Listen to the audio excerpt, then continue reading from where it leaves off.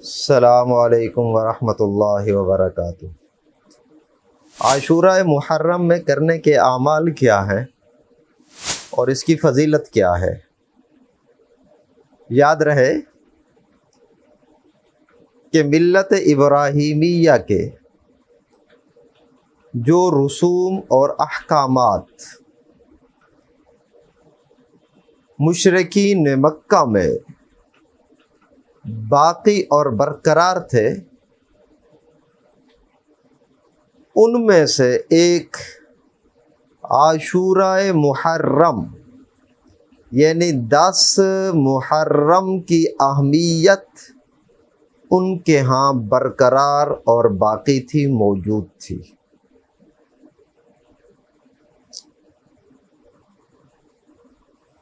چنانچہ 4 مہینے جو محترم سمجھے جاتے تھے کہ جن میں باہمی لڑائی جھگڑا، قتل و قتال، جنگ ممنوع تھی، ان میں سے ایک مہینہ محرم کا بھی تھا۔ ذی قعدہ، ذی الحج، محرم اور رجب۔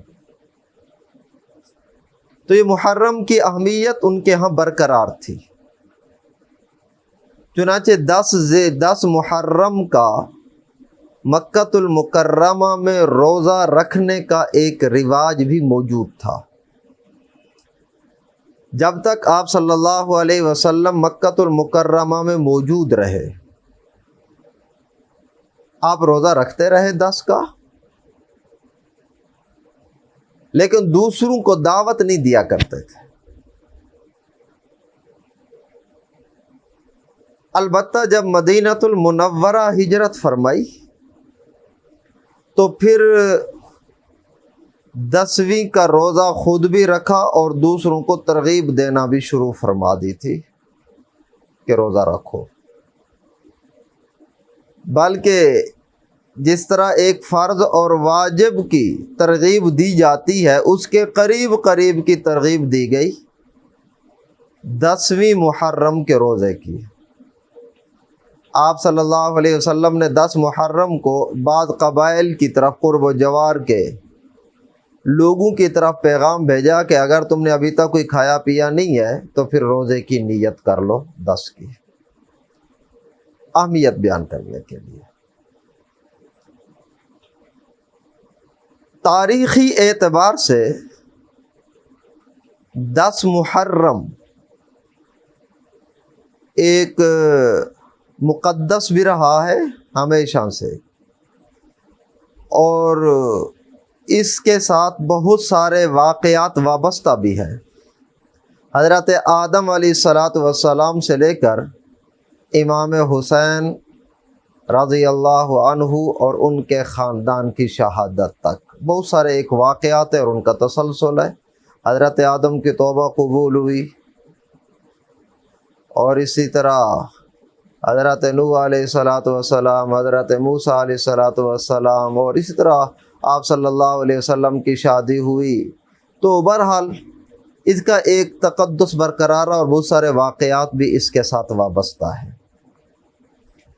آخری سال میں آپ صلی اللہ علیہ وسلم کو بتایا گیا کہ 10 محرم کا روزہ بنی یہود بھی رکھتے ہیں، بنی اسرائیل۔ پوچھا کہ کیوں رکھتے ہیں؟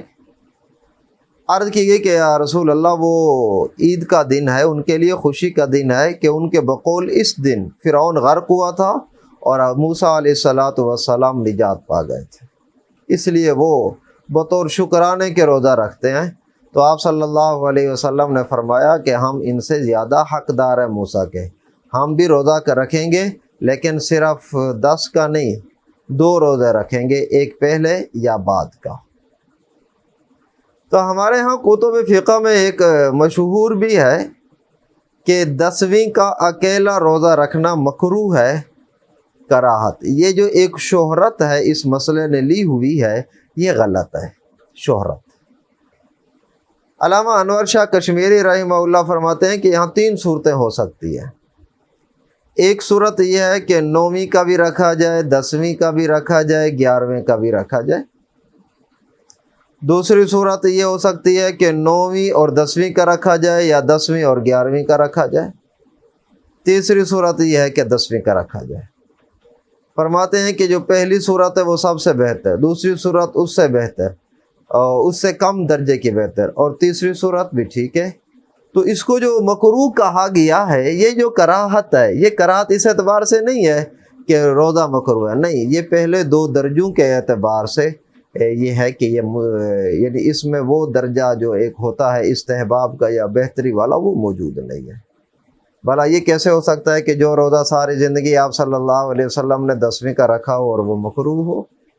हाँ, आप सल्लल्लाहु अलैहि वसल्लम ने ये फरमाया था कि अगर अगले साल हम ज़िंदा रहे तो हम इसके साथ एक और रोज़ा भी मिलाएंगे, लेकिन खुदा का करना ये हुआ कि अगला साल आने से पहले पहले नबी करीम सल्लल्लाहु अलैहि वसल्लम की रहमत हो गई।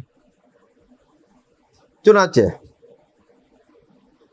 10 को रोज़ा रखना बेहतर है, बल्कि रिवायात में यहाँ तक आता है कि आप सल्लल्लाहु अलैहि वसल्लम ने किसी रोज़े की इतनी शिद्दत से रमज़ान के बाद तरगीब नहीं दी जितनी शिद्दत से 10 मुहर्रम के रोज़े की आपने तरगीब दी है। तो एक तो 10 मुहर्रम को रोज़ा रखा जाए, और दूसरा एक काम जो करने का है वो एक ज़ईफ़ हदीस तो है और बुज़ुर्गों का मुजर्रब भी है।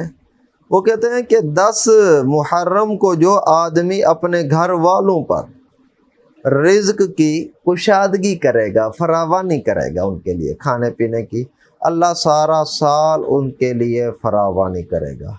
इसलिए 10 मुहर्रम को अपने घर वालों के लिए जो एक रूटीन होती है उससे कुछ ज़्यादा एहतमाम किया जाए, उनके लिए खाने पीने का, सारा साल इसकी बरकतें रहेंगी, और उस दिन रोज़ा रखा जाए। क्योंकि बहुत सारे वाक़यात इससे वाबस्ता हैं, खुसूसन मज़लूम ज़माना हज़रत इमाम हुसैन रज़ी अल्लाह ताला अन्हु की शहादत और उनके ख़ानदान की शहादत का भी दिन है, इसलिए कुछ न कुछ पढ़कर ईसाल सवाब भी कर लिया जाए तो ये ज़्यादा बेहतर है। बहरहाल ये काम 10 मुहर्रम के करने के हैं।